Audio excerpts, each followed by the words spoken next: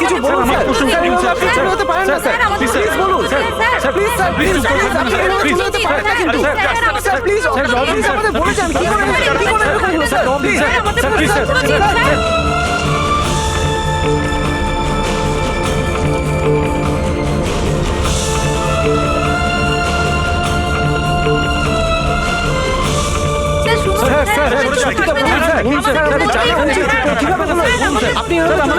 আপনি please please sir, please থাকবেন না স্যার।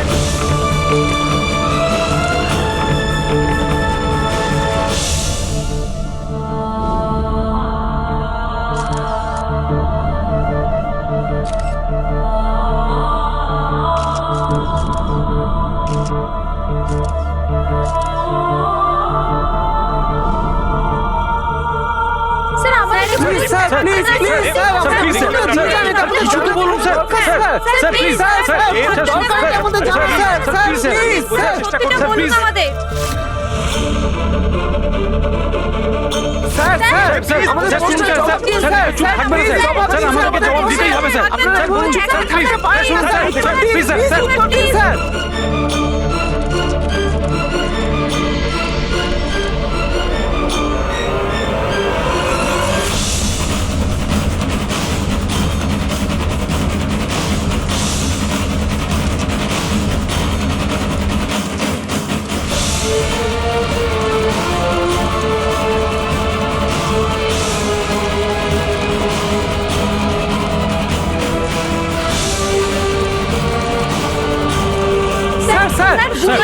আপনাকে কেন গুলি চালাতে হলো স্যার, বলুন স্যার, বলুন এমন কি কারণ ছিল যে আপনাকে গুলি চালাতে হলো স্যার, স্যার এটা আমাদের জানা দরকার, প্লিজ আমাদেরকে বলুন স্যার, স্যার স্যার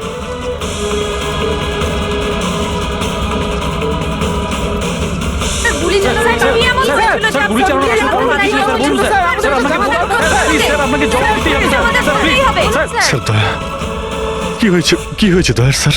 এরা বলছে যে আমি নাকি ওকে গুলি করেছি। ওরা মিথ্যে বলছে, আমি জানি যে দয়া।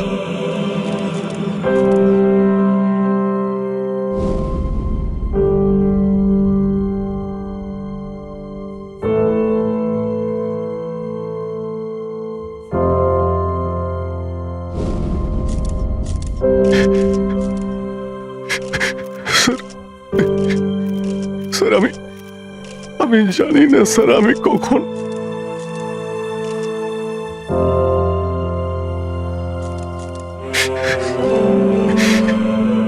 দয়া।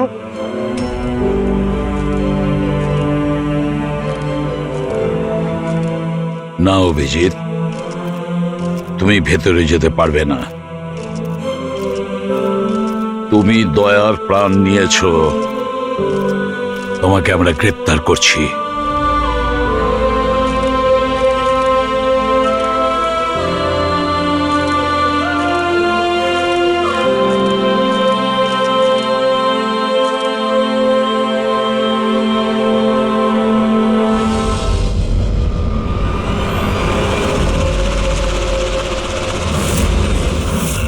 স্যার, যার খুন হয়েছে তার নাম ডিকে, একজন প্রাইভেট ডিটেকটিভ।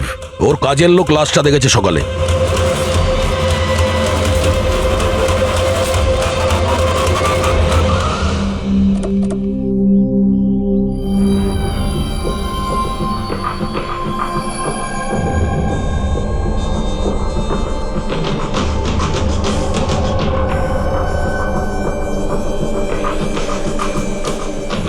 দয়া, এর মুখ তো ক্ষতবিক্ষত, মনে হচ্ছে পয়েন্ট ব্ল্যাঙ্ক রেঞ্জ থেকে একাধিক গুলি করে মারা হয়েছে একে। স্যার, এই রুমের জিনিসপত্র সব ঠিকঠাক জায়গায় আছে, কিছুই হয়নি। মনে তো হচ্ছে না এখানে কোনো হাতাহাতি হয়েছে।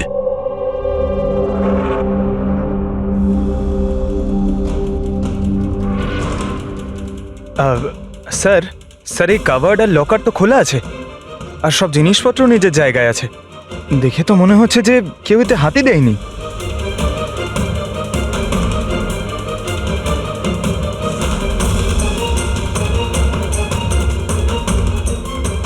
স্যার, টাকা আর গয়না যেকে সেই আছে। মনে হয় উনি যা চাইছিল সেটা পেয়ে গেছে। স্যার, গুলি।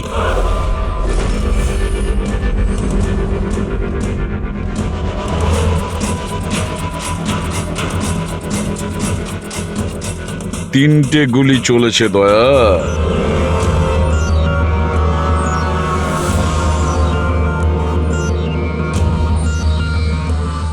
স্যার, হ্যাঁ বলো ফেডরিক।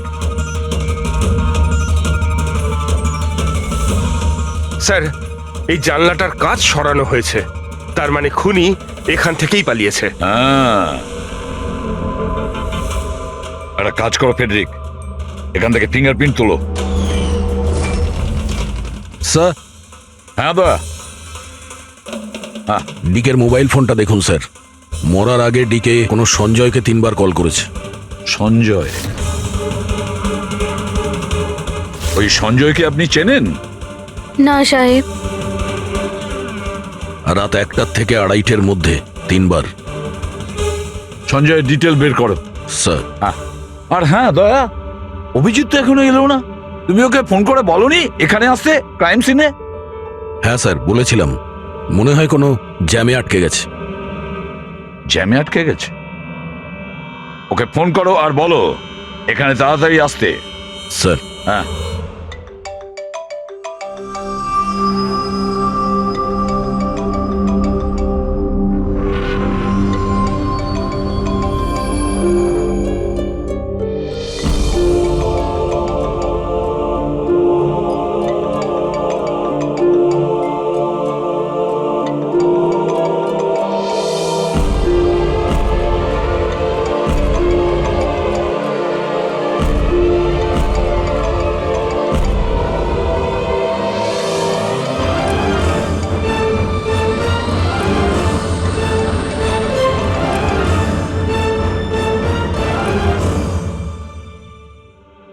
হ্যাঁ দয়া, অভিজিৎ কি বলছে, কোথায় ও? স্যার, মানে ওর শরীর খুব একটা ভালো না স্যার। ও ডাক্তারের কাছে যাবে, তারপর ওখান থেকে সোজা বিউরোতে যাবে। কোনো প্রবলেম আছে? না স্যার, কোনো প্রবলেম নেই। বুঝতে পারছি না, অভিজিৎ দিল্লি থেকে আসার পর কেমন অদ্ভুত আচরণ দেখছি ওর মধ্যে।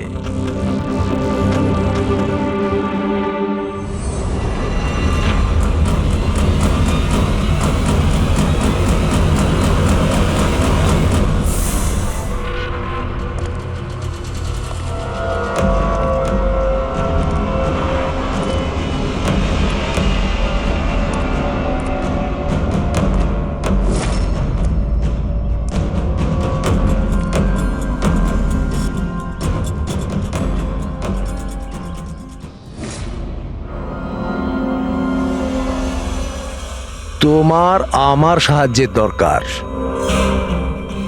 তোমার? হ্যাঁ? আরে ভাই, তুমি হলে গিয়ে সিআইডি অফিসার। হ্যাঁ, কিন্তু এই কাজটা এটা আমি একা করতে পারবো না। চলো ঠিক আছে, তোমাকে সাহায্য করব, এতে আর কি আছে। চলো চা তো খাওয়া যাক। আরে না, ঠিক আছে, আমি আমি ঠিক আছি। আই মিন, দেখ চেতন, এই কাজটা না, এই ব্যাপারে যেন কেউ কিছু না জানে, বিশেষ করে আমার টিম। আরে এটা আবার কি কথা বলছো? আমরা এতদিনের পুরনো বন্ধু, এইটুকু বিশ্বাস করতে পারছো না? হ্যাঁ বলো, কি করতে হবে? কাউকে ফলো করতে হবে, নজর রাখতে হবে, আর এর জন্য তোকে টাকাও দেব। কি কথা বলছো? বন্ধুত্বের মধ্যে টাকা? হ্যাঁ। আচ্ছা ঠিক আছে, যদি মনে করো টাকা দিয়ে দিও। ফলো কাকে করতে হবে?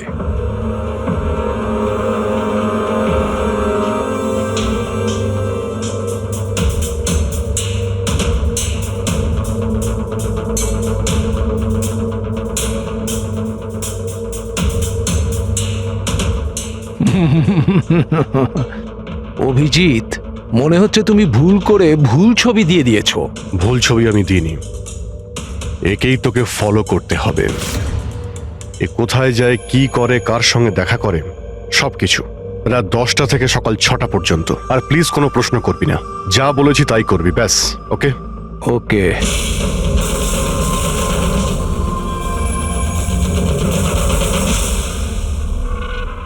হয় অভিজিৎ পাগল হয়ে গেছে, না হলে বিরাট বড় কোনো গেম চলছে।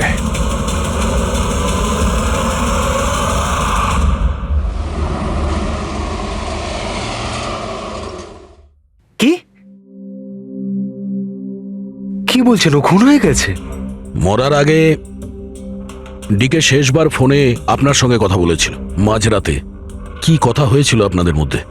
আমার কথাতে একজনের উপরে নজর রাখছিল, কোনো প্রমাণ পেয়েছিল, সেই জন্য আমাকে ফোন করেছিল। হায়ার করেছিলেন কেন? আমার বস মন্দিরা ম্যাডামের জন্য। মন্দিরা?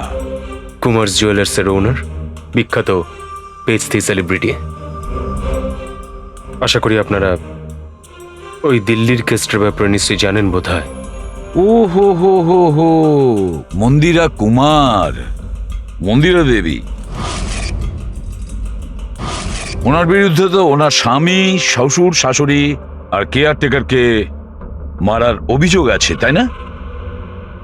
ঠিক বলেছেন। কিন্তু সঠিক প্রমাণ না থাকার কারণে কোর্ট মন্দিরা দেবীকে ছেড়ে দেয়। আর তার কিছুদিন বাদেই মন্দিরা দেবীর পার্সোনাল অ্যাসিস্ট্যান্ট ঈশানা আত্মহত্যা করে নেয়।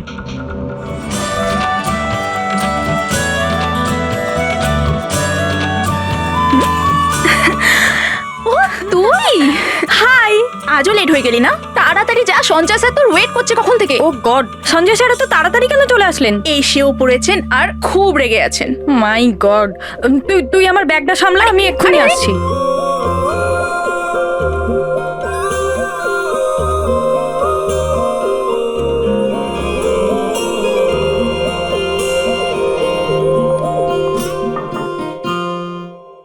মে I come in sir? Come in.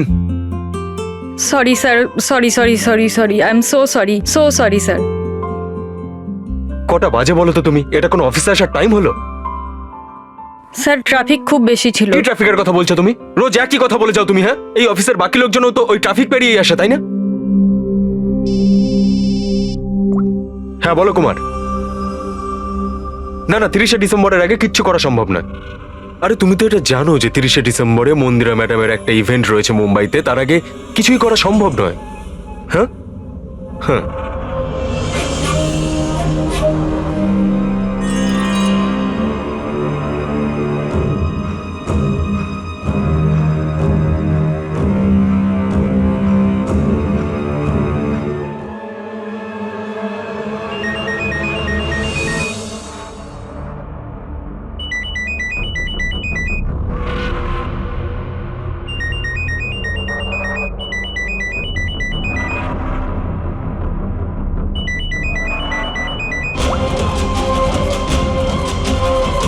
ঠিক আছে। ওকে।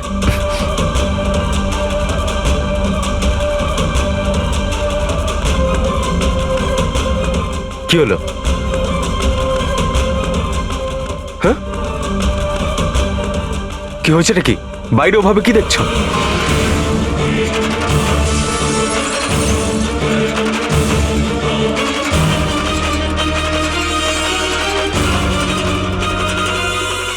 আমারই কেবিনের জানলা দিয়ে ঝাঁপ মেরে আত্মহত্যা করেছিল।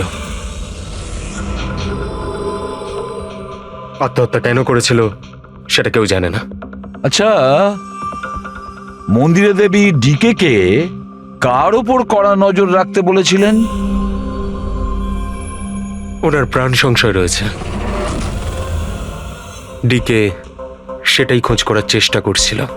প্রাণের ভয় কার থেকে? আসলে কোর্ট থেকে ছাড়া পাওয়ার পরে কেউ ম্যাডামকে হুমকি দিচ্ছিল। আচ্ছা, শুধু ওই হুমকিটা ফোনেই কি? হ্যাঁ, ফোনের মধ্যেই অচেনা নাম্বার থেকে আর টাইপ করা চিঠি পাঠিয়ে। আসলে ম্যাডাম পুলিশের চক্করে দ্বিতীয়বার পড়তে চাননি, সেই জন্য ডিকে কে হায়ার করেছিলেন উনি। তো কিছু জানতে পেরেছে ডিকে? ওর হাতে কিছু প্রমাণ তো এসেছিল, কিন্তু ও সেটা পেন ড্রাইভে সেভ করে রেখেছিল। ওই পেন ড্রাইভটাও আমাকে দিতে চেয়েছিল, সেই জন্যই দিল্লি থেকে মুম্বাই এসেছিলাম আমি। কিন্তু ডিকের বাড়িতে ওর লকারটা খোলা ছিল। আচ্ছা, ওই লকার থেকে পেন ড্রাইভটা চুরি হয়ে যায়নি তো? হতে পারে দয়া। ওর বাড়িতে আমরা একটা ল্যাপটপও পেয়েছি স্যার, হয়তো ওর থেকে কিছু জানা যাবে। মন্দির এটা কি করে করতে পারলো? পুরো অ্যাকাউন্টটাই বন্ধ করে দিল। নিজেকে কি মনে করেন উনি? সবকিছু কি ওনার ইচ্ছা মতো হবে নাকি? এনারা কারা? সিআইডি। আমরা ওই মানে সঞ্জীবের সঙ্গে দেখা করতে এসেছি। আপনারা দুজন কে? স্যার ইনি কায়রা, মিস্টার কুমার, মন্দিরা ম্যাডামের মেয়ে।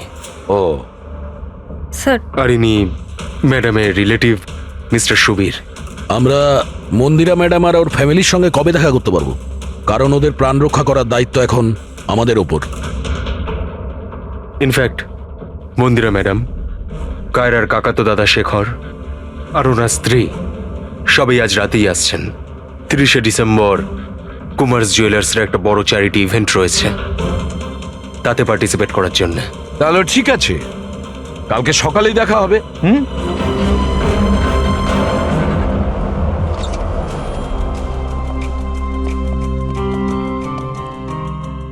এসব কি হচ্ছে? সিআইডি আমাদের পার্সোনাল ব্যাপারে ঢুকছে কেন?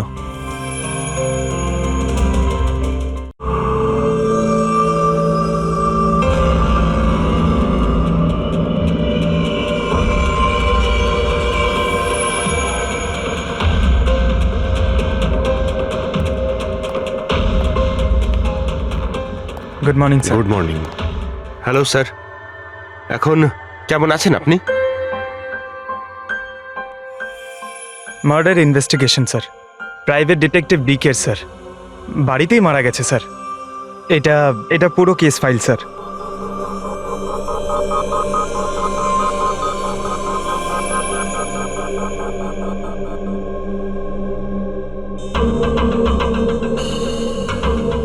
স্যার, এই ছবিগুলো ওর বাড়ির ছবি, এগুলো ওরই বাড়ির ছবি এটা। আর এখানেই ওর মার্ডার হয়েছে, তাই না?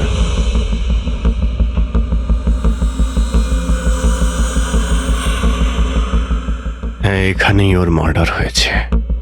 পঙ্কজ, ঘুরিয়ে কেন জিজ্ঞেস করছেন? আমরা এইমাত্র তো সেটাই বললাম। সেটাই তো স্যার, মনে হচ্ছে ওনার শরীর এখনো ঠিক হয়নি, কোনো গন্ডগোল মনে হচ্ছে sir.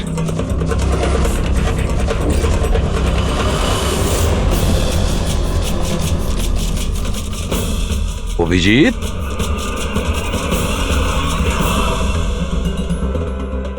Good morning sir.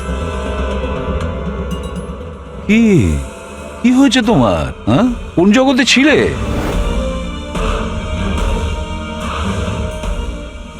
Abhijit, তোমার শরীর খারাপ ছিল না? তাহলে ডক্টরের কাছে যাওয়ার কথা ছিল, এখানে কেন?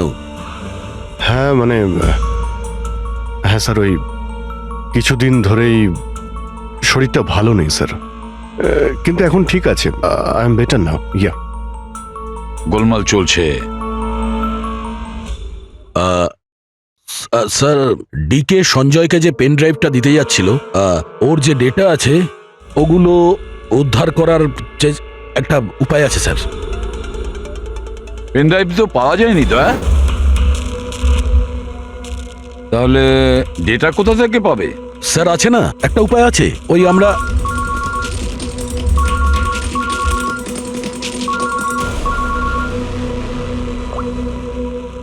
হ্যাঁ, বলো সালুকে। হ্যাঁ,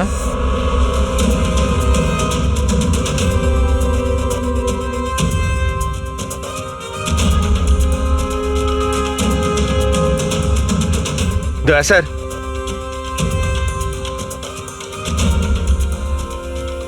স্যার, অভিজিৎ স্যারের শরীর এখনো ঠিক মনে হচ্ছে না। কেন? স্যার, ওনাকে কেসের ব্যাপারে বোঝাচ্ছিলাম, কিন্তু উনি আমাদের কথা শুনছিলেনই না, খুব বেখেয়ালি ছিলেন স্যার। ফ্রেডি স্যার, মন্দিরের ব্যাপারে সব ডিটেলস বের করতে হবে। নিউজ পেপারে, টিভিতে যাই এসেছে সব।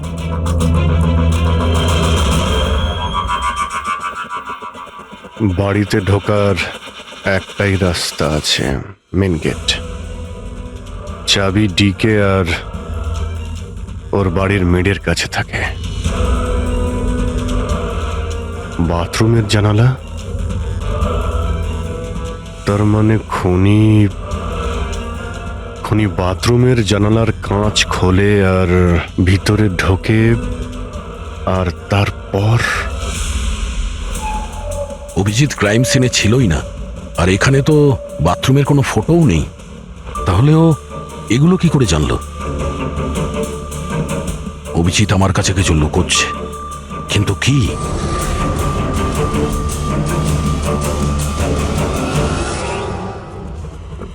ডিকের কম্পিউটার থেকে যে ডেটাগুলো ডিলিট হয়েছে সেটা ওর অনলাইন অ্যাকাউন্ট থেকে বের করা যেতে পারে। বাস একবার এই পাসওয়ার্ডটা ম্যাচ হয়ে যাক।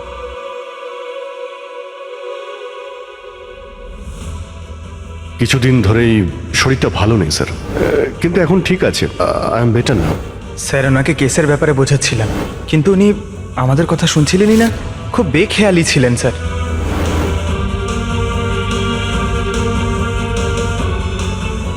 Yes sir, sir password match হয়ে গেছে।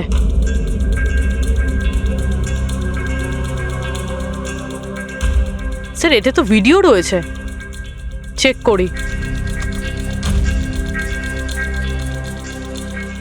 স্যার এটা তো ডিকের কম্পাউন্ডের ভিতরের ফুটেজ।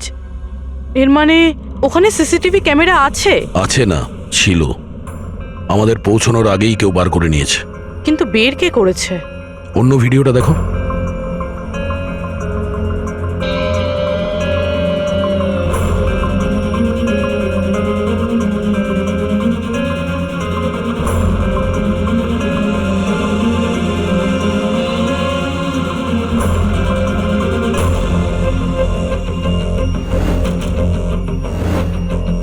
এটা কি করে সম্ভব?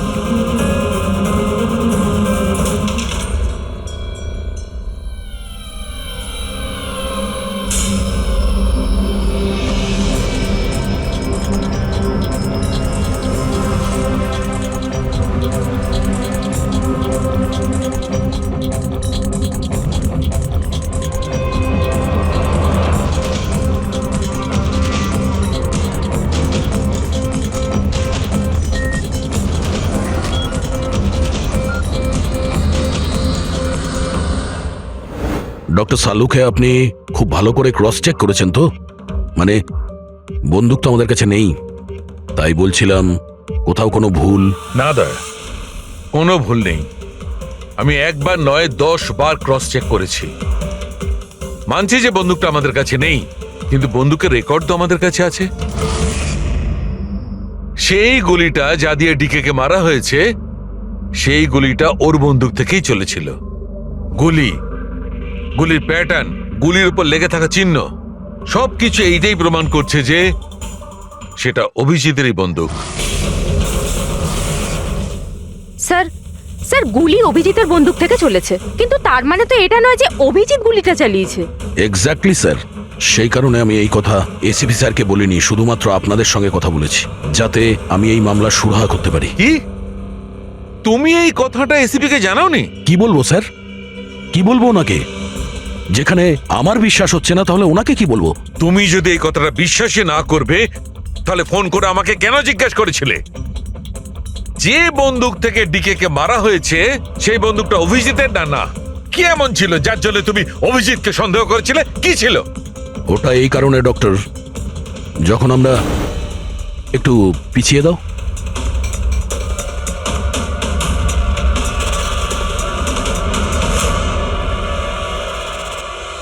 অভিজিৎ ডিকের বাড়িতে, আর দয়া তারপরেও তুমি অভিজিৎকে বাঁচানোর চেষ্টা করছো। দেখো দয়া, অভিজিৎ আর তোমার বন্ধুত্বকে আমি খুবই শ্রদ্ধা করি, তার কদরও করি, কিন্তু ডিউটি, নিজের দায়িত্ব, সব সম্পর্ক সব বন্ধুত্ব থেকে বড় হয় না। আর এই কথাটা নিশ্চয়ই আমি তোমাকে বুঝিয়ে বলতে যাব না। স্যার পোক্ত কোনো প্রমাণ ছাড়া অভিজিৎ স্যারকে সন্দেহ? এটা প্রমাণ নয় তো কি পুরবি? অভিজিৎ ডিকের বাড়িতে ঢুকেছিল, এটা যদি প্রমাণ নয় তো কি পুরবি? অভিজিৎ স্যার ডিকের ঘরে গেছিল সেটা আমরা দেখেছি, কিন্তু উনি ডিকেকে মেরেছেন এটা তো আমরা দেখিনি। স্যার এটাও তো হতে পারে ওনার বন্দুক দিয়ে ডিকেকে অন্য কেউ মেরেছে। হতেই পারে, এটা হতে পারে যে অভিজিতের বন্দুক দিয়ে ডিকে কে অন্য কেউ মেরেছিল, কিন্তু এই অবস্থায় অভিজিতের বন্দুকটা অভিজিতের কাছে থাকার কথা নয়। তোমাদের কি অভিজিৎ এ কথা বলেছে? ও কি বলেছে যে ওর বন্দুকটা হারিয়ে গেছে? বন্দুক হারিয়ে যাওয়ার কোন রিপোর্ট দেখিয়েছে? ও সব সময় তোমাদের সঙ্গে ছিল, কিন্তু ও কি বলেছে যে অদ্ভুত পোশাক পরে ডিকের ঘরে কেন ঢুকেছিল, আর তাও বাথরুমের কাঁচ ভেঙে? বলো বলো। স্যার, আপনার এই সমস্ত প্রশ্নের উত্তর আমি অভিজিৎকে জিজ্ঞাসা করব, কিন্তু ততক্ষণের জন্য এসিপি স্যারকে আপনি কিচ্ছু বলবেন না। দেখো, তোমরা এই ব্যাপারটা সামলে নাও, কিন্তু ব্যাপারটা আমার ভালো লাগছে না। Please doctor, please. ঠিক আছে, কাল সকাল পর্যন্ত। দয়া, আমি কাল সকাল পর্যন্ত তোমাদের সময় দিচ্ছি। হয় তোমরা সত্যিটা আবিষ্কার করো, নয় এই সমস্ত কথাটা নিজে এসিপি কে বলে দাও। তুমি যদি এসিপি কে কথা না জানাও, তাহলে আমি নিজে প্রদ্যুমনকে এই সমস্ত ব্যাপারটা বলবো।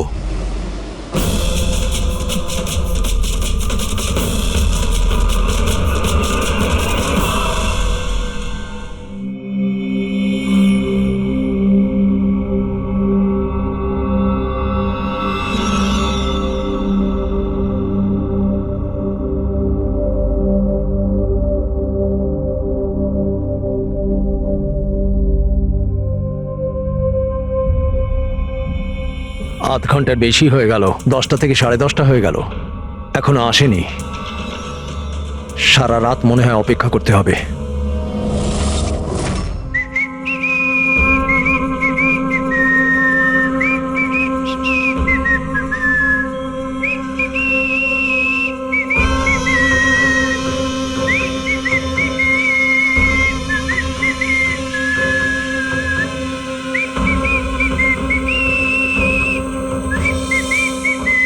ভুল ছবি আমি দিইনি, একেই তোকে ফলো করতে হবে। এ কোথায় যায়, কি করে, কার সঙ্গে দেখা করে, সবকিছু। রাত 10টা থেকে সকাল 6টা পর্যন্ত। এটা অভিজিৎ? ওর কি হলো? এরকম সেজেছে কেন?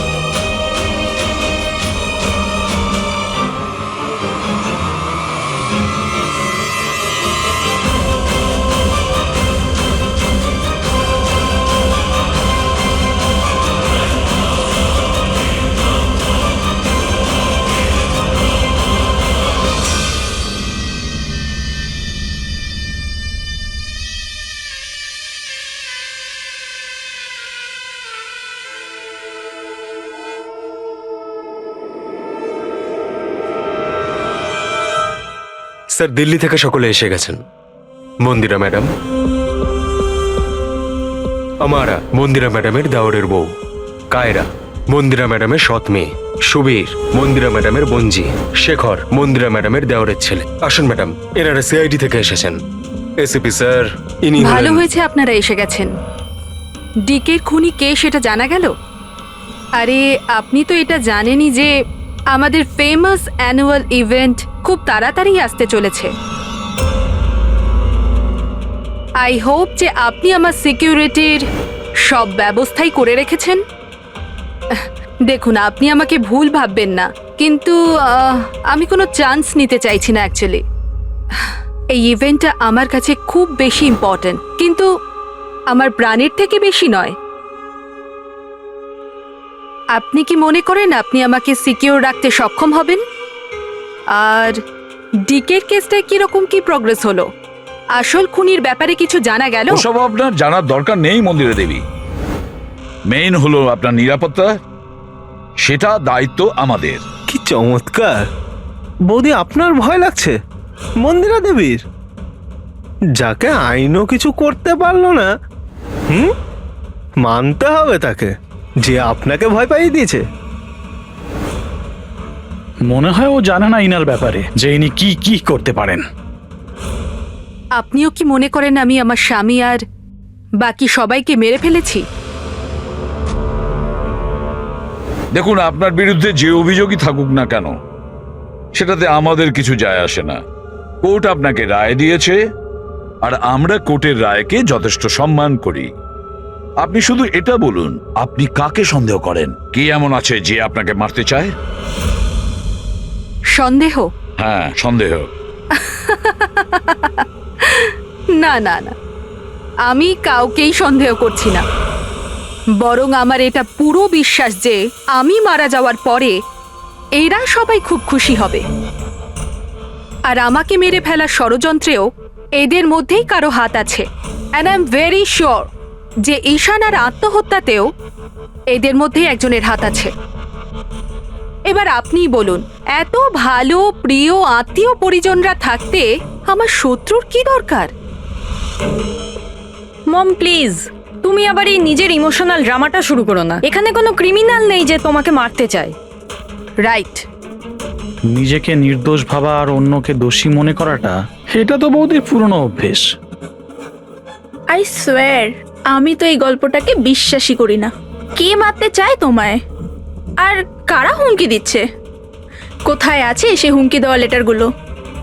হ্যাঁ মন্দিরা দেবী, সেটা কোথায়? ওটা আমার মনে নেই, আমি ফেলে দিয়েছি। সি, আই নিউ যে তুমি এটাই বলবে। So convenient. ব্যাস, অনেক হয়েছে। আপনারা একে অপরকে দোষারোপ করা বন্ধ করুন। তবে একটা কথা খুব ভালো করে মনে রাখবেন, আমরা সবাইকে সন্দেহ করি। তাই সবাইকে বলছি, তার মানে হলো আপনাদের সবাইকে সন্দেহ করি, আপনাদের সবাইকে। আর একটা কথা, আমাদের পারমিশন ছাড়া আপনারা এই শহর ছেড়ে যেতে পারবেন না। কেউ শহর ছেড়ে যাবেন না। আর যদি দরকার পড়ে আমরা দ্বিতীয়বার তাকে ডেকে নেব। Thank you very much. Thank you.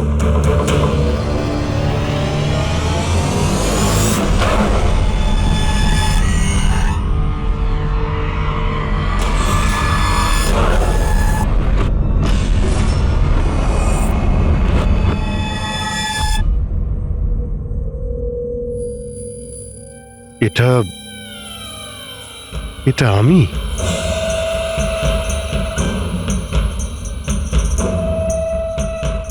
এই পোশাক পরে ঘুরছিলাম? এই পোশাক তো রোজ আমার ওয়াশিং মেশিনে ধোয়া হয়।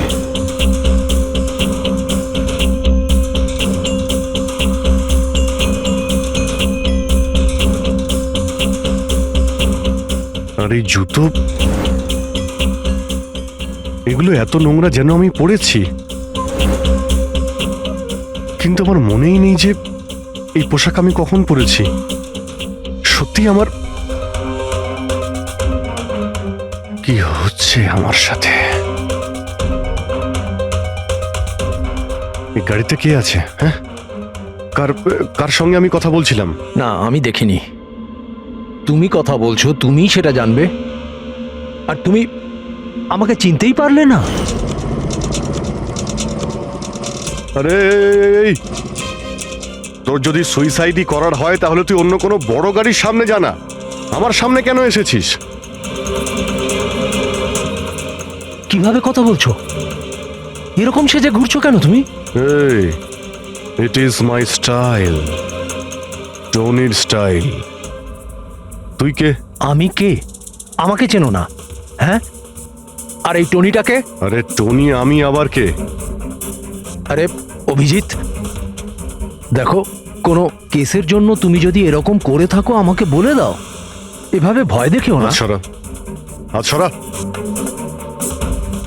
কে অভিজিৎ? কিসের কেস? আর তুই কি বলছিস কিছুই আমার মাথায় ঢুকছে না। আমার নাম হলো টনি। টনির সঙ্গে পাঙ্গা নিবি না, বুঝেছিস? সরে যা আর আমাকে যেতে দে। চল।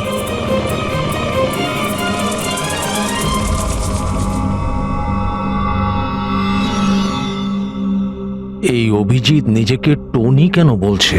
টনি? কে কে টনি? সত্যি তোমার কিছুই মনে নেই? না,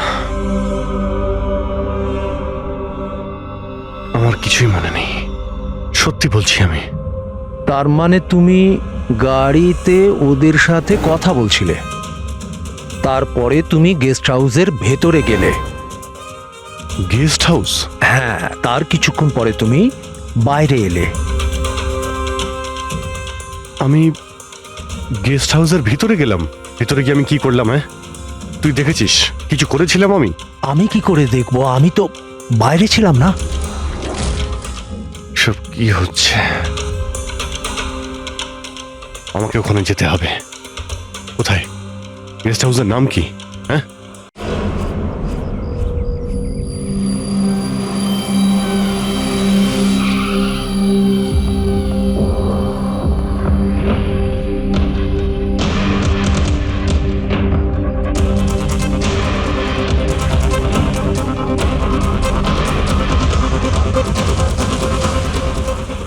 স্যার, রক্ত।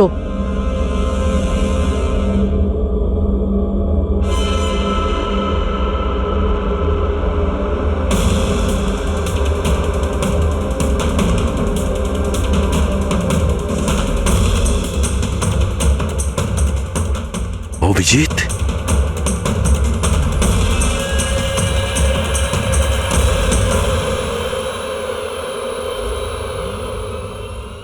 দয়া, তুমি এখানে? তোমার ফোন ট্র্যাক করে, আর এই প্রশ্ন তো আমিও তোমাকে করছি অভিজিৎ, তুমি এখানে কি করছো?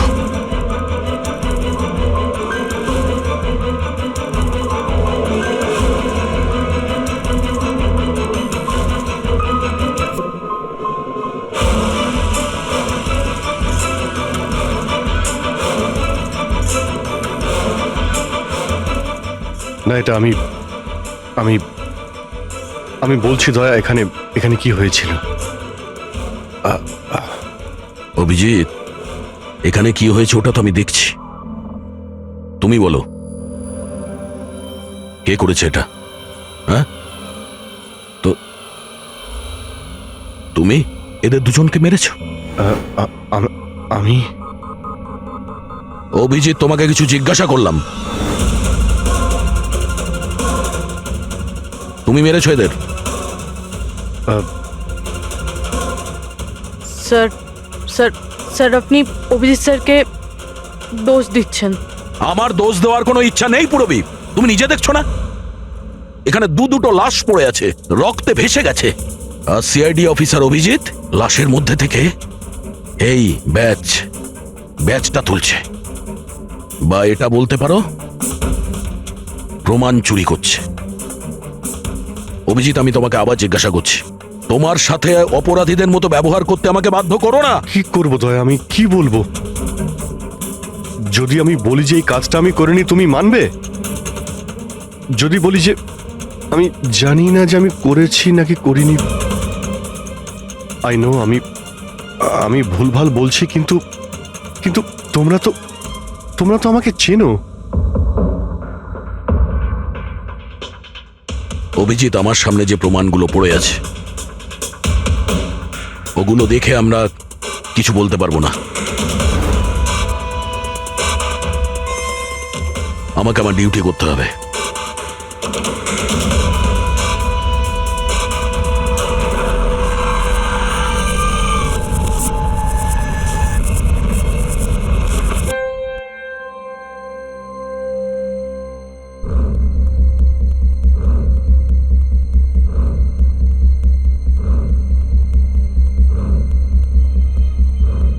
অভিজিৎ, এতক্ষণ ধরে একের পর এক জিজ্ঞেস করে যাচ্ছি তোমাকে, কিন্তু কোনো উত্তর দিচ্ছ না তুমি।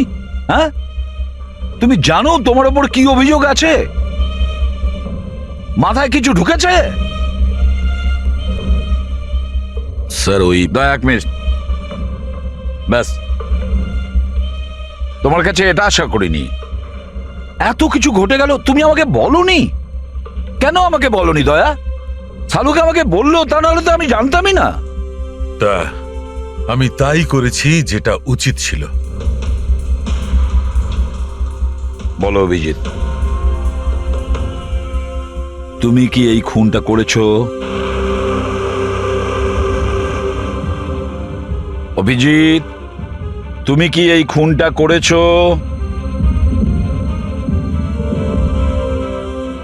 আমি জানি না স্যার। কেন জানো না? তুমি কেন জানো না? হ্যাঁ, ডিকের বাড়িতে তুমি লুকিয়ে লুকিয়ে ঢুকেছিলে, সেটা আমি সিসিটিভিতে দেখেছি। ওই লাশগুলোর পাশে তুমি দাঁড়িয়েছিলে। এই দয়া তোমাকে এখানে ধরে নিয়ে এসেছে। ডিকে আর বডিগার্ডের উপরে যে গুলিটা চলেছে সেটা তোমার গান থেকে চলেছে, ওই গান থেকে চালানো হয়েছে। আর তুমি বলছো তুমি কিছুই জানো না? আমার চোখের ওপর চোখ রেখে তুমি বলো, বলো তুমি এই খুন করোনি, বলো তুমি এইগুলো কিছুই জানো না। বললাম তুমি জানি না স্যার, আমি কিছুই জানি না স্যার। সরি। কি বলবো আপনাকে, আমি কি বলবো স্যার? যখন আমি বুঝতেই পারছি না যে আমি ডিকের বাড়িতে কেন গিয়েছিলাম, কি করে সমস্ত খুন আমার বন্দুক থেকে হচ্ছে, আমি জানি না স্যার। স্যার আমি তো ডিকিকে চিনি না, ওর বডিগার্ডদের আমি চিনি না, আমি মন্দিরাকেও চিনি না, আমি তো স্যার নিজেকেও চিনি না। আমি কোথায় যাই, কি করি, কার সঙ্গে দেখা করি, আমি কিছুই জানি না। গত কয়েকদিন ধরে আমার সঙ্গে এইরকমই হচ্ছে স্যার, কিন্তু আমি কিছুই বুঝতে পারছি না। সারাদিন সব ঠিকই থাকে, রাতে বাড়িতে যাই, খেয়ে দিয়ে ঘুমিয়ে পড়ি, আর যখনই সকালে উঠি তখন অদ্ভুত জামা কাপড় পরা দেখি, অদ্ভুত জুতো দেখি, যেগুলো আমার নয়। জানি না কি করে আমার বাড়িতে চলে আসে। ড্রেসগুলো ওয়াশিং মেশিনে ধোয়া হয়েছে, জুতোতে মাটি লেগে থাকে, এমনটা মনে হয় যেন আমি ওগুলো ব্যবহার করেছি, কিন্তু আমি বুঝতে পারি না। নিজেকে খুব ক্লান্ত লাগে, এমন মনে হয় যেন আমি সারা রাত জেগেছিলাম, অথচ আমি কি করেছি আমার কিছুই মনে থাকে না। মনে হয় প্রতিদিন আমার 6 থেকে 7 ঘন্টা হারিয়ে যাচ্ছে, যার ব্যাপারে আমি কিছুই জানি না। আপনি বলছেন আমি ডিকের বাড়িতে গিয়েছিলাম, হতে পারে, কিন্তু আমি জানি না। আমি ডিকে আর ওর বডিগার্ডদের মেরেছি কিনা আমি জানি না। আমি মন্দিরাকে মারার চেষ্টা করেছি সেটাও আমি জানি না। আমি কি করেছি, কেন করেছি, আমি কি করতে চলেছি, আমি কিছুই জানি না স্যার, আমি কিছুই জানি না।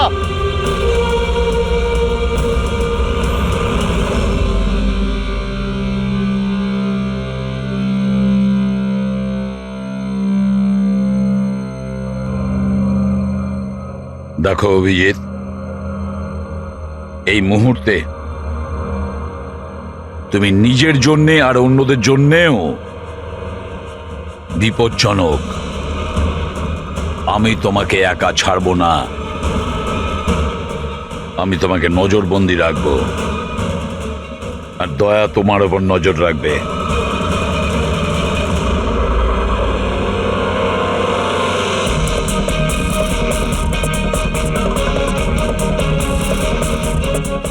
দয়া, স্যার, একটা কথা ভালো করে মনে রাখবে, তুমি নিজের বন্ধুর ওপর নয়, বরং একজন অপরাধী খুনির ওপর নজর রাখবে, এমন একজন লোক যে মানসিক ভারসাম্য হারিয়েছে। আজ থেকে এই কেসের তদন্ত আমি নিজে করব, আর তুমি অভিজিৎকে আটকাবে কোনো অপরাধ করা থেকে, আর তার জন্য যদি অভিজিতের ওপর গুলিও চালাতে হয় তাও তুমি চালাবে। Is that clear?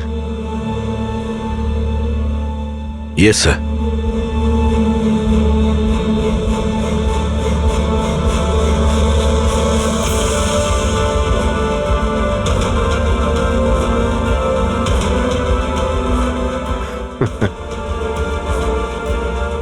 হাত করা পড়িয়ে দাও ভাই। শুনলে তো, মানসিক অবস্থা ঠিক নেই আমার। কখন কি করে বসি কিছুই জানি না। আটকাও আমায়, আমার হাতে আরো একটা অপরাধ হওয়ার আগে। আটকাও আমায় ভাই। আপনাদের অফিসার, আপনাদের সিনিয়র সিআইডি অফিসার আমারই প্রাণের পিছনে পড়ে রয়েছে, আর উনি তাদেরকেও মেরে ফেলেছেন যারা আমার সিকিউরিটিতে ছিল। আর আপনি নিশ্চিন্ত হয়ে বলছেন ভয় পাওয়ার কোনো কারণ নেই। ও আপনারই চোখের সামনে সবাইকে মেরে ফেলছে, তা সত্ত্বেও আপনি বলে যাচ্ছেন যে ভয় পাওয়ার কোনো কারণ নেই। আশ্চর্য! আপনি শুধু এটা বলুন, আমি আপনাদেরকে আর কি করে বিশ্বাস করব? আজ আপনাদের একজন অফিসার সিরিয়াল কিলার বেরিয়েছে, কাল আবার অন্য কেউ বেরিয়ে ব্যাস আসবে। মন্দিরা দেবী, অনেক হয়েছে, অনেক কথা বলে ফেলেছেন। আমাদের ইন্সপেক্টর অভিজিৎ একজন সৎ এবং সাহসী অফিসার। নিজের দেশকে রক্ষা করার জন্য, সাধারণ মানুষের রক্ষা করার জন্য নিজের প্রাণও দিতে পারে। সে কোনোদিন খুনি হতে পারে না। হ্যাঁ, ওর বিরুদ্ধে অভিযোগ আছে, তিনটে খুনের অভিযোগ আছে। আপাতত এটা প্রমাণিত হয়েছে যে অভিজিৎ নিজের মানসিক ভারসাম্য হারিয়েছে। ও কি করছে ওর মনেই থাকে না, কার সঙ্গে দেখা করছে, কি বলছে, আর যখন নর্মাল হয়ে যায় কিছুই মনে থাকে না। তার মানে এই নয় যে ও একজন খুনি। আমি জোর দিয়ে বলতে পারি যে আপনার জীবন বিপন্ন, আর তাও আপনার এই আত্মীয় স্বজনদের কারণে। এক্সকিউজ মি, সব প্রমাণ আপনাদের অফিসারের বিরুদ্ধে পাওয়া গেছে, আর সন্দেহ আপনারা আমাদেরকে করছেন। হ্যাঁ, আমি সবাইকে সন্দেহ করছি। উনি তো আপনারই অফিসার, আপনি তো ওকেই বাঁচাবেন। এই 3টে খুনই কিন্তু ইন্সপেক্টর অভিজিতের গান থেকে চলা গুলিতেই হয়েছে। আর আপনি বলতে চাইছেন যে এই কাজটা আমাদের মধ্যে কেউ করে থাকতে পারে? আরে আমাদের কাছে আপনার ওই অফিসারের গানটা কোথা থেকে আসবে? শেখর বাবু, খুব তাড়াতাড়ি আমরা খোঁজ নিয়ে নেব যে ইন্সপেক্টর অভিজিতের গান আপনার কাছে কিভাবে গেল। আর মন্দিরা দেবী, আপনাকে একটা রিকোয়েস্ট করি, 30শে ডিসেম্বর আপনার যে ইভেন্টটা আছে সেটা ক্যান্সেল করবেন না। এই একটাই সুযোগ আছে খুনিকে ধরার জন্য, কারণ খুনি ওই ইভেন্টে নিশ্চয়ই আসবে।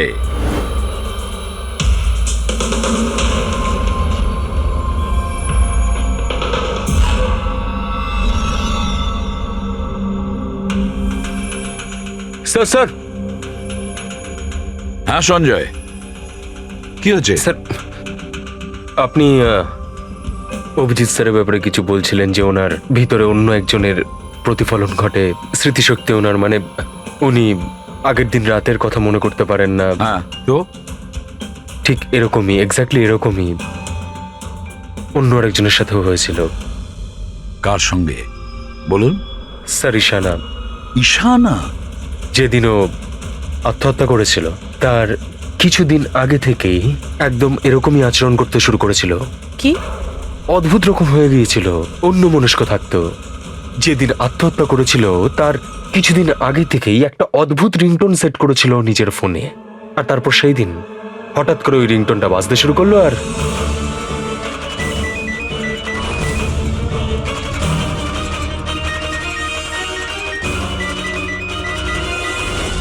স্যার, ওকে দেখে মনে হচ্ছিল ও যেন নিজের মধ্যেই নেই। স্যার, অভিজিৎ স্যারও তো দিল্লি থেকে ফেরার পর এইভাবেই বিহেভ করছে। হ্যাঁ, ঈশানা, অভিজিৎ, দিল্লি, এই তিনটের কোনো না কোনো কানেকশন আছে, নিশ্চয়ই কোনো গোলমাল আছে, কিছু না কিছু আছে।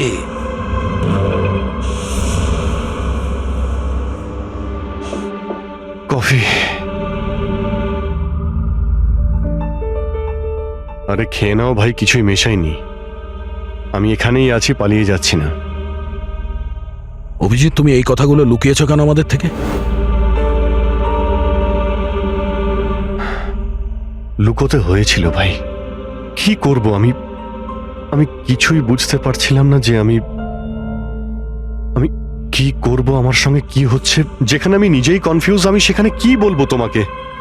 সেই জন্য, আর কোনো ব্যাপার নয়। আমার ওপর ভরসা ছিল না নাকি? আমাকে যোগ্য ভাবনি যে আমি তোমার কোনো সাহায্য করতে পারি? কি ভাই, এসব কি বলছো তুমি? ব্যাপারটা এরকম নয়। তাহলে বলনি কেন? আমার তো মনে হচ্ছে আমি তোমাকে চিনি না।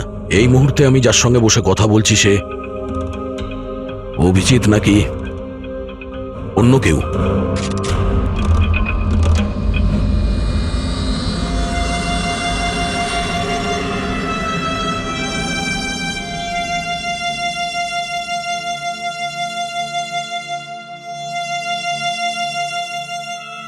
আমি তোমার কোনো ক্ষতি করব না। অভিজিৎ হই বা টনি, স্বপ্নেও তোমার কোনো ক্ষতি করব না। বন্দুক দেখানোর দরকার নেই। বিষয়টা তা নয় যে তুমি আমার কোনো ক্ষতি করবে। বিষয় এটা যে আমি এখানে শুধুমাত্র আমার ডিউটি করছি, আর আমি কোনো চান্স নিতে চাই না। আমি তো তোমাকে হয়তো চিনি না।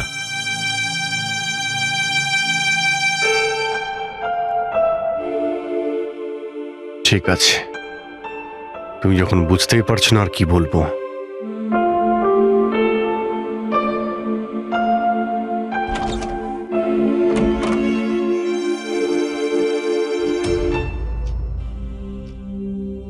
ডক্টর মহেশ, আমি আপনাকে পুরো ব্যাপারটা জানিয়েছি। এবার আপনি বলুন আপনার কি মনে হচ্ছে। দেখুন, এক্ষুনি আপনারা যেটা বললেন যে এই অভিজিৎ আর ঈশানার ব্যাপারে, এটার থেকে তো একটা ব্যাপার একদম পরিষ্কার যে দুজনের কন্ডিশনই একদম সমান। Artificially induced split personality. এটাকে যদি সোজা ভাষায় আপনাদের বোঝাই তাহলে এই কন্ডিশনে পেশেন্টের মস্তিষ্কে তার এই নিজের ব্যক্তিত্ব ছাড়াও অন্য আরও একটা ব্যক্তিত্ব প্ল্যান্ট করা হয়, যেটা কোনো বিশেষ কারো আদেশ বা নির্দেশ অনুযায়ী চলাচল করে। আর এটাকে এমনভাবে সেট করা হয় যাতে ওই ব্যক্তিত্ব বিশেষ ধার্য করা সময়ে বিশেষ ধরনের ট্রিগার পেলে ওই ব্যক্তিত্বকে সম্পূর্ণ প্রভাবিত করে। আর যতক্ষণ এই প্রভাব চলতে থাকে সে পুরনো ব্যক্তিত্বের বিষয়ে না তো কিছু জানতে পারে আর না তার সেই পুরনো ব্যক্তিত্ব সম্বন্ধে কিছু স্মরণে থাকে। এটা হলো মানুষের মস্তিষ্ক। এই মস্তিষ্কের দুটো ভাগ রয়েছে।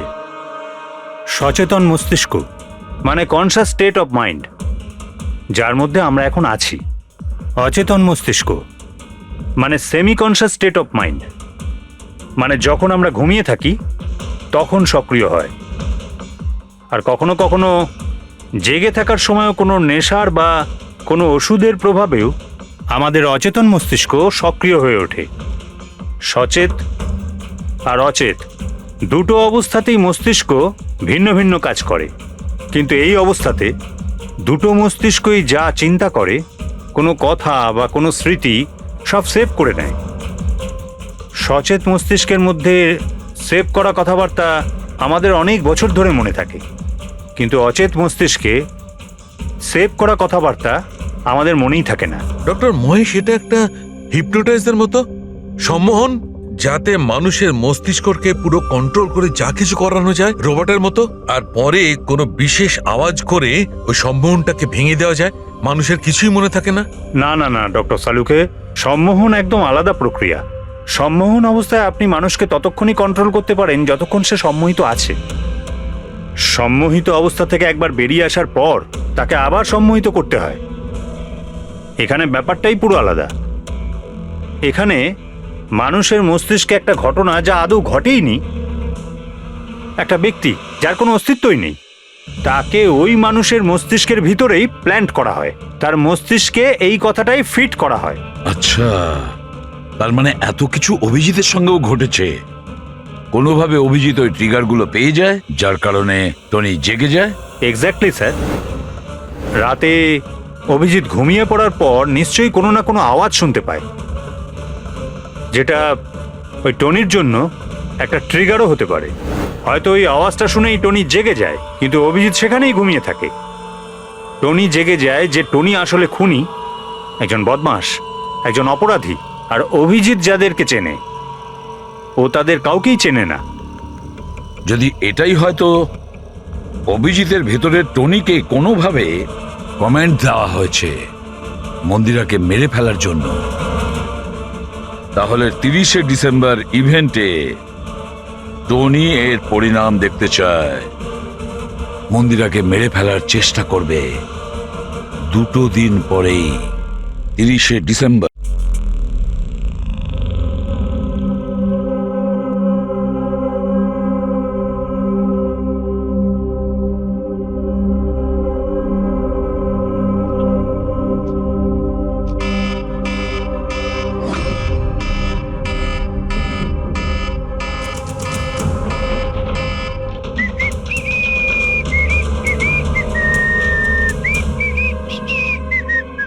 অভিজিৎ,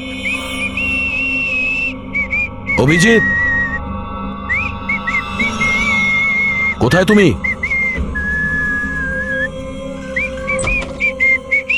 অভিজিৎ, অভিজিৎ, ওই শুনতে পাচ্ছ না?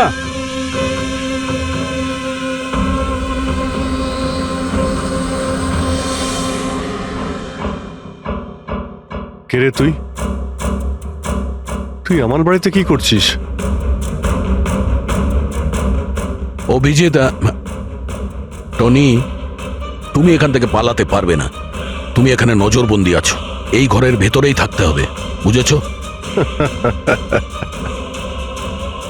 টনিকে তার কাজ করতে দে। যদি আমার রাস্তাতে বাধা দিস তাহলে জীবনটাও হারাবি তুই। চল এবার যেতে দে। বাড়ির বাইরে না, ভেতরে। হাত সরা, হাত সরা। তোকে তো বললাম যে আমাকে তুই বাধা দিস না। আমার মাথা গরম করিস না। আমার কাজের সময় কেউ বাধা দিতে পারবে না আমায়। চল। টনি, তুমি কোথাও যাবে না, এখানেই থাকবে তুমি, বুঝেছো? কি বললি? টনির গায়ে হাত তুললি তুই? টনির গায়ে হাত তুললি তুই? অভিজিৎ, অভিজিৎ, অভিজিৎ,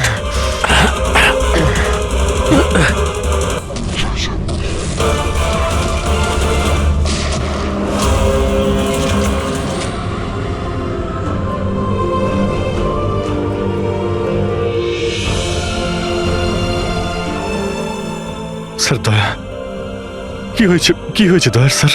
এরা বলছে যে আমি নাকি ওকে। না অভিজিৎ, তুমি ভেতরে যেতে পারবে না। তুমি দয়ার প্রাণ নিয়েছো, তোমাকে আমরা গ্রেপ্তার করছি।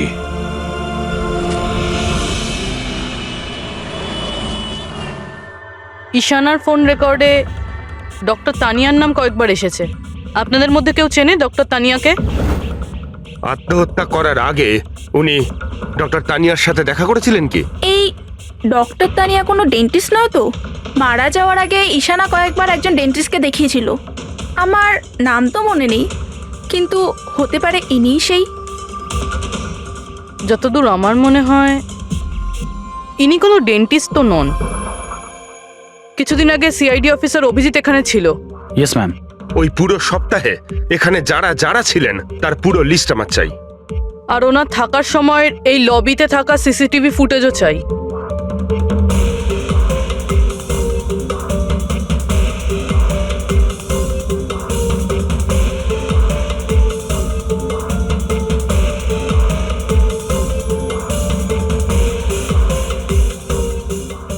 এক মিনিট পজ করুন। এই মহিলাকে যার সাথে অভিজিৎ স্যার কথা বলছে? পুরবি, এই লিস্টটাতে ডক্টর তানিয়ার নাম আছে। উনি এখানেই ছিলেন যতদিন অভিজিৎ স্যার এখানে ছিলেন। মনে হচ্ছে ওই মহিলাই।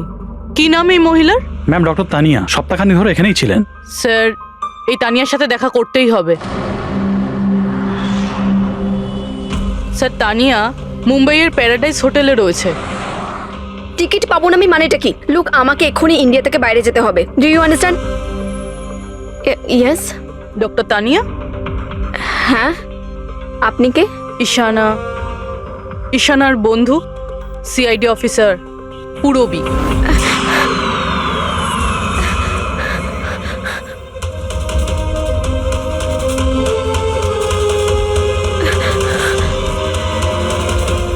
পালানো অত সহজ নয়। কোথায় পালাচ্ছেন তানিয়া দেবী? কি কি চানটা কি আপনারা? অভিজিতের সঙ্গে কি করেছেন আপনি?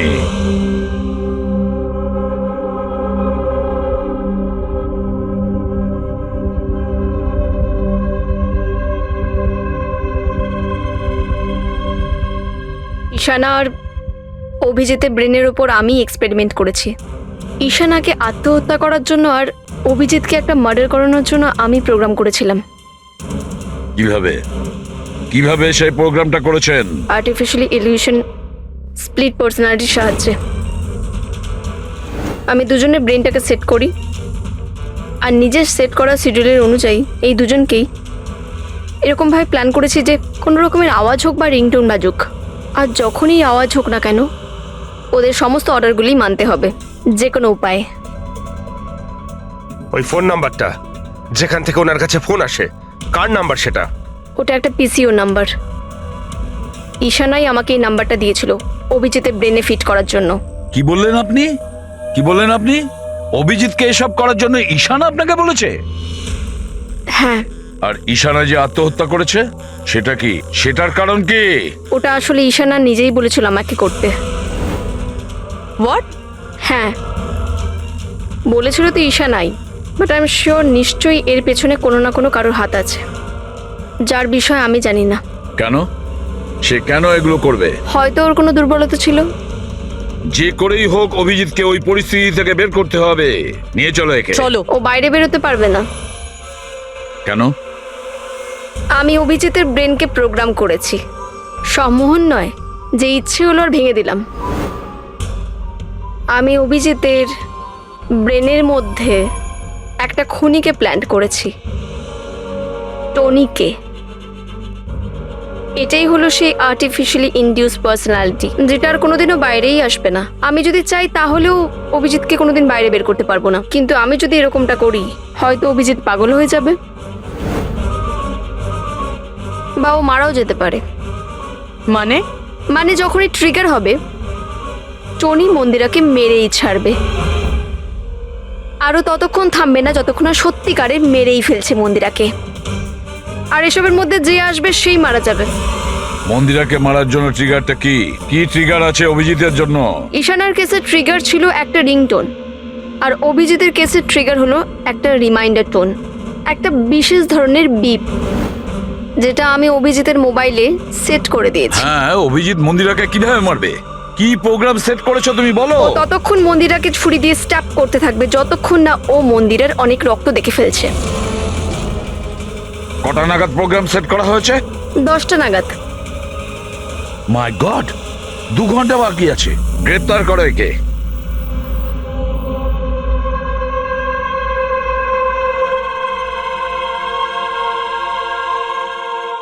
জীবনে কখনো ভাবিনি স্যার যে আপনার ওপর অপরাধীর মতো নজর রাখতে হবে।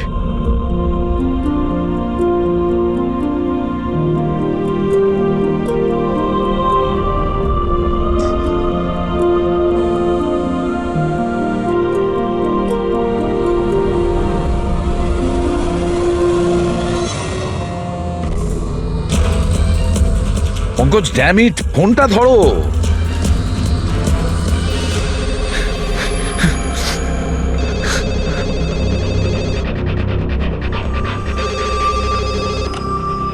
হ্যালো পঙ্কজ, কোথায় ছিলে তুমি? মোবাইলটা ধরোনি কেন? সরি স্যার, আমার ফোন সাইলেন্টে ছিল। স্যার আমি এখানেই আছি অভিজিৎ স্যারের কাছে। শোনো আমার কথা, এক্ষুনি তুমি অভিজিতের ফোনটা সুইচ অফ করো। কি স্যার, ফোন সুইচ অফ করবো? ওর ফোন সুইচ অফ করো যেভাবে আমি বলছি, এখনই, এই মুহূর্তে। অভিজিৎ স্যারের ফোন স্যার? পঙ্কজ, প্রশ্ন করো না, যা বলছি তাই করো। অভিজিতের ফোন বন্ধ করো। দেখো, হাতে আমাদের সময় নেই। অভিজিৎ যে কোনো সময় খুনি হয়ে যেতে পারে। যাও তাড়াতাড়ি। না না,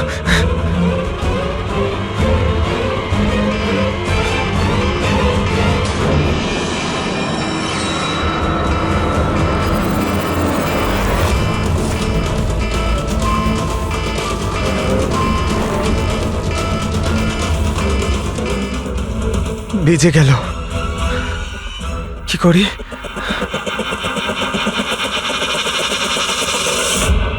অভিজিৎ স্যার, অভিজিৎ স্যার কোথায় গেলেন? Abhijit sir, Abhijit sir,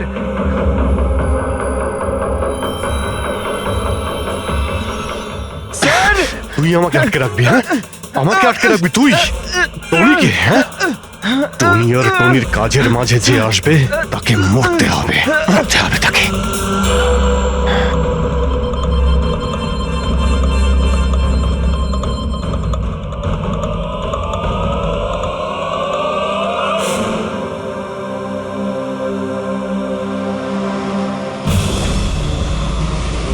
sir, এখানেই চ্যারিটি ইভেন্টটা হবে।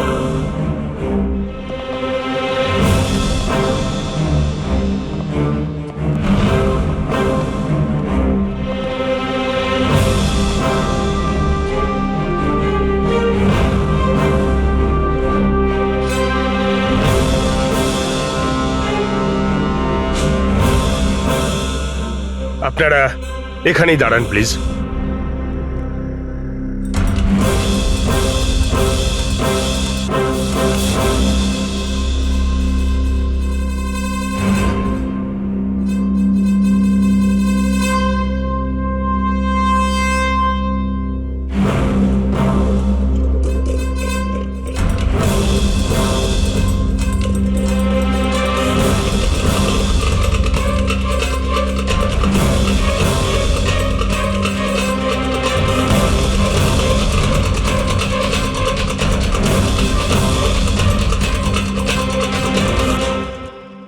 হ্যালো লেডিস অ্যান্ড জেন্টলম্যান, প্রত্যেক বছরের মতো এই বছরের সন্ধ্যাটাও খুবই গুরুত্বপূর্ণ। কারণ হলো মন্দিরা জুয়েলার্স অ্যানুয়াল চ্যারিটি ইভেন্টের জমা করা সম্পূর্ণ টাকাটা দিল্লি ও মুম্বাইয়ের বিভিন্ন অনাথ আশ্রম আর বৃদ্ধাশ্রমগুলিতে দেওয়া হবে। একবার জোরে হাততালি ডিকেসি চ্যারিটির জন্য। প্রত্যেক বছরের মতো এই বছরও আমাদের প্রধান অতিথি আছেন। তিনি আর কেউ না, তিনি হলেন মিসেস খান্না। তাহলে আসুন বন্ধুরা, একটা জোরে হাততালি দিয়ে স্বাগত জানায় মিসেস খান্নাকে। Mrs Khanna,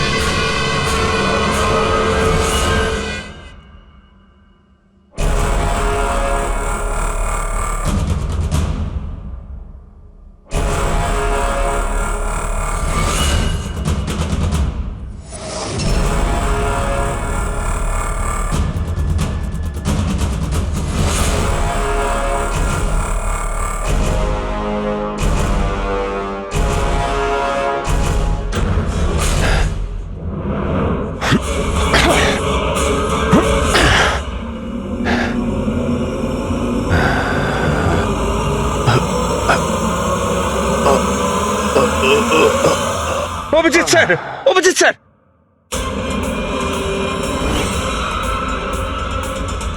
sir, sir, lights on. Sir, sir, Abhijit ঠিক আছে? স্যার, স্যার, ওকে তাড়াতাড়ি নিয়ে চলো, তাড়াতাড়ি এসো।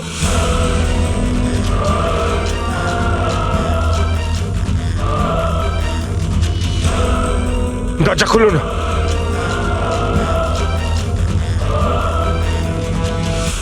মন্দিরা দেবী, টনি তার মিশন কমপ্লিট করেছে, মন্দিরা দেবীকে মারার। আর আমাদেরকে ভরসা করার জন্য আপনাকে অসংখ্য ধন্যবাদ। আপনারা সবাই আমাকে এখানে আনলেন কেন? আমার তো এখন স্টেজে থাকা উচিত। ম্যাডাম, আমাদের একটা প্ল্যান আছে। প্ল্যান? রবি,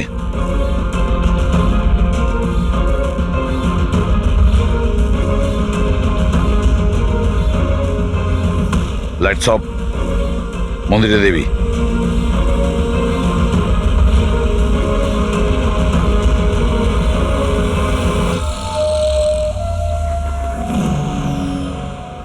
আর আপনার প্রশংসা না করে পারছি না।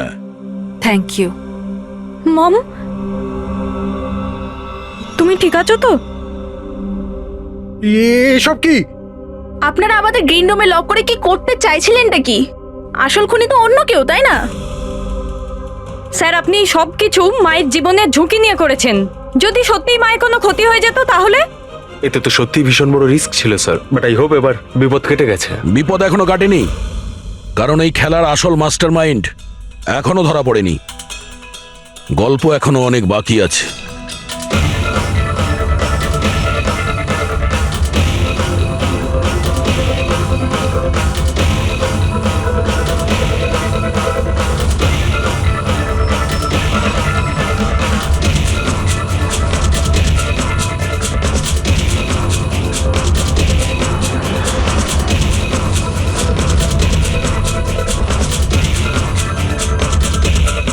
কি হলো?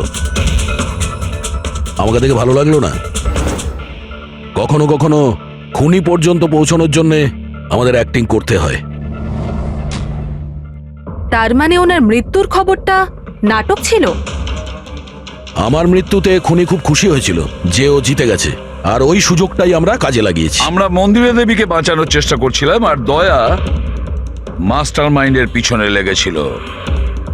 কিন্তু আসল মাস্টার মাইন্ডটা কে?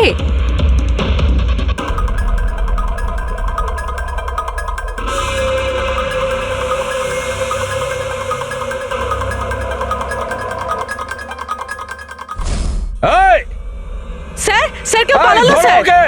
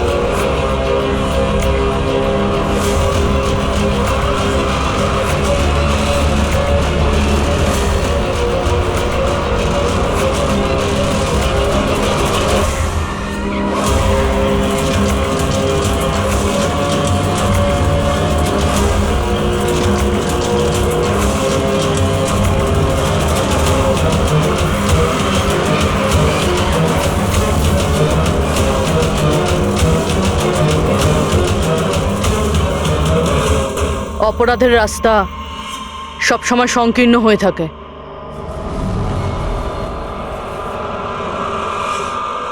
তুমি এটাই ভাবছো যে আমরা কি করে জানলাম যে তুমি খুন করেছো? আমরা তো এটা জানতাম যে এই মাস্টার মাইন্ড মন্দিরা দেবীর নিজেরই কোনো লোক। তাই আমার মৃত্যুর পরে আমি সব থেকে আগে এটা খোঁজ নিয়েছি যে আপনাদের মধ্যে কে সে যে অভিজিৎকে চিনত বা দেখা করেছেন। তারপরে আমার মনে এলো যে ক্রাইম ব্রাঞ্চের সেমিনারের জন্য অভিজিৎ দিল্লি গিয়েছিল। ওই সেমিনারে আসা লোকেদের লিস্ট যখন আমি দেখলাম তখন জানলাম যে কায়রাও গিয়েছিল। ক্রিমিনাল সাইকোলজির স্টুডেন্ট কায়রা। আর তানিয়াকে জিজ্ঞাসাবাদ করার পরে আমরা জানতে পারলাম যে ঈশানাই এই সমস্ত কাজ করতে বলেছে। ওই সময় ঈশানার মা সরকারি হাসপাতালে অ্যাডমিট ছিলেন, আর তার কিছুক্ষণের মধ্যেই ঈশানার মাকে বেসরকারি হাসপাতালে যেখানে অ্যাডমিট করা হয়েছিল সেখানকার পুরো খরচ মিস কায়রা করেছিল। আর সবচেয়ে বড় ক্লু ওই পিসিও, যেখান থেকে অভিজিৎ স্যারের কাছে অর্ডার আসতো। দয়া স্যার সেখানে নজর রেখেছিল, আর সেখানেও তোমাকে দেখা গিয়েছিল। Okay fine, I give up. মেনে নিচ্ছি যে আপনারা খুবই স্মার্ট, কিন্তু স্যার এই কথাটা তো আপনিও মানবেন তাই না, যে আমিও অনেক স্মার্ট? হ্যাঁ, স্মার্ট তো তুমি বটেই। ক্রিমিনাল সাইকোলজির একজন ব্রিলিয়ান্ট স্টুডেন্ট, যে সৎ মায়ের থেকে নিজের পুরো পরিবারের খুনের বদলা নিতে চেয়েছিল। লোকেদের মস্তিষ্ক নিয়ে খেলা করা আর তাদের নিজের চক্রব্যূহে ফাঁসানো, এটাই এনার বিশেষত্ব। তাই আমি ভাবলাম যে এনাকে এনারই পদ্ধতিতে মেরে দিলে কেমন হয়। সেই কারণেই আমি ঈশানার সাথে দেখা করি, আর তারপর ডক্টর তানিয়ার সাহায্য নিই। She was mad, she wanted to do an experiment. তারপর আমি ঈশানাকে অনেক বুঝিয়েছি, অনেক বোঝানোর পরে শি ওয়াজ রেডি। ওই এক্সপেরিমেন্ট নিজের উপর করায়, কিন্তু somehow I was never convinced. আমি সবসময় কনফিউজ ছিলাম যে ওই এক্সপেরিমেন্টটা করতে পারবে না। আর ঠিক ওই সময় আমার সাথে দিল্লিতে অভিজিতের দেখা হয়, আর ওনার সাথে দেখা হওয়ার পর আমি ভাবলাম যে এত সৎ আর ভালো অফিসার থাকা সত্ত্বেও এই এক্সপেরিমেন্ট অন্য কেউ কেন করবে। তারপর আমি আর ডক্টর তানিয়া অভিজিৎকে ব্যবহার করি।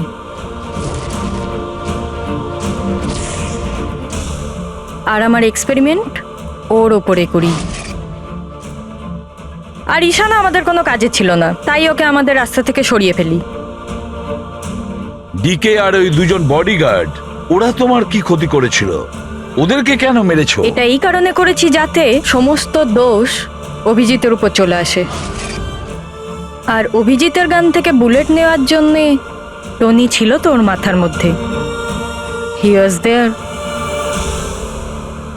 তুমি এতটা নিচে নামতে পারো কায়রা, আমি কখনো ভাবতেও পারিনি। এবার জানতে পেরে গেছো তো? তুমি আমার মা বাবার সাথে, আমার ফ্যামিলির সাথে যেটা করেছো না, তোমার বেঁচে থাকার কোনো অধিকার নেই। আমি এইসব এই কারণেই করেছি যাতে আমি প্রুভ করতে পারি যে পৃথিবীর যে কোনো মানুষের মস্তিষ্কের সাথে খেলা যেতেই পারে, তা সে যত বড়ই সিআইডি অফিসার হোক। কায়রা, তুমি প্রতিশোধের আগুনে একজন সাহসী অফিসারের প্রাণ নিয়ে খেলেছো, আর তাছাড়াও 4 জন নিরীহ লোকের প্রাণ নিয়েছো। ডিকে, ঈশানা আর মন্দিরা দেবীর 2 জন বডিগার্ডকে। ভীষণ অন্যায় করেছো তুমি। আইন তোমাকে কোনোদিন ক্ষমা করবে না। তোমার তো ফাঁসি হবে, ফাঁসি। স্যার, আপনি প্লিজ এসব মনে করবেন না। একটা বাজে স্বপ্ন ভেবে ভুলে যান। বাজে? ভয়ানক।